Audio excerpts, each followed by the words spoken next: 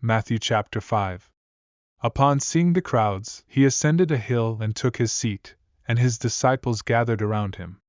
He began to speak and imparted his teachings. Fortunate are those who are spiritually humble, for they shall inherit the kingdom of heaven. Fortunate are those who grieve, for they will find comfort.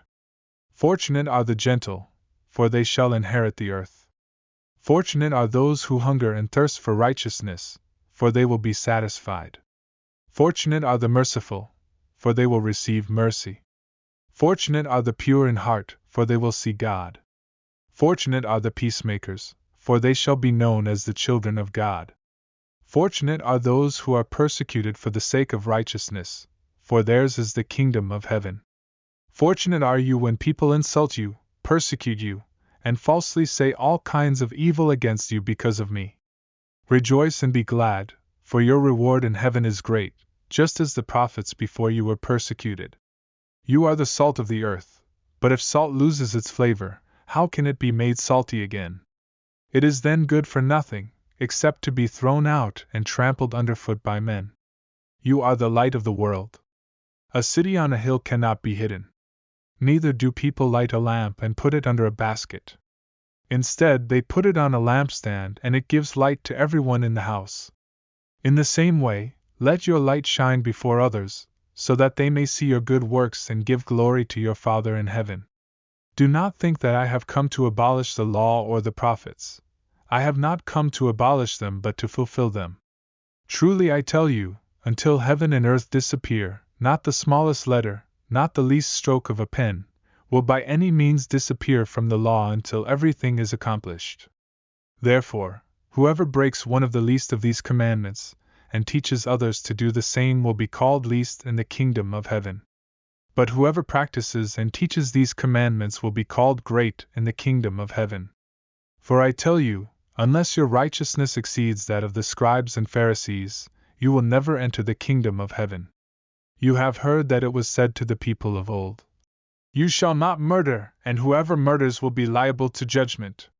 But I say to you that everyone who is angry with his brother will be liable to judgment. Whoever insults his brother will be liable to the council, and whoever says, "You fool," will be liable to the hell of fire. So if you are offering your gift at the altar and there remember that your brother has something against you, leave your gift there before the altar and go. First be reconciled to your brother, and then come and offer your gift.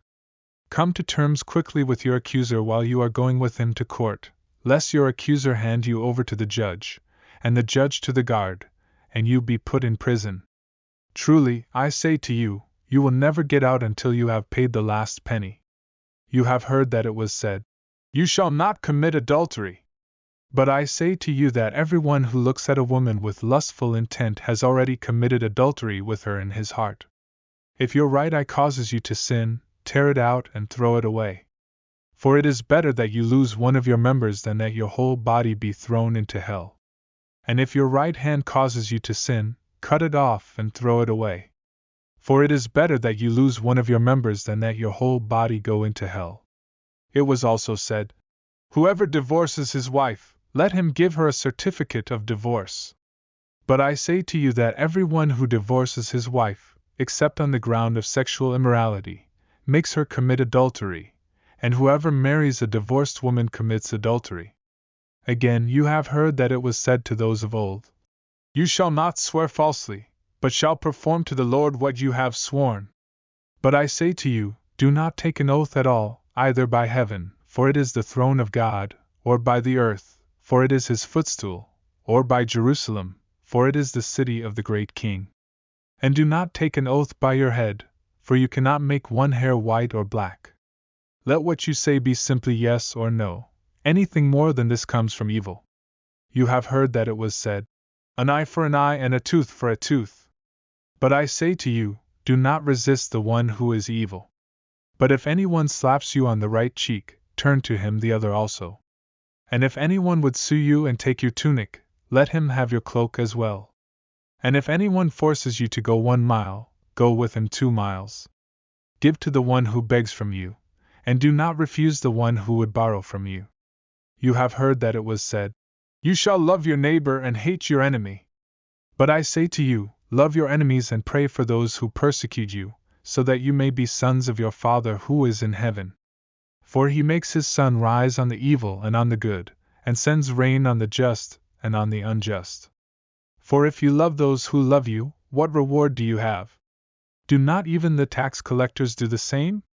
And if you greet only your brothers, what more are you doing than others? Do not even the Gentiles do the same? You therefore must be perfect, as your heavenly Father is perfect.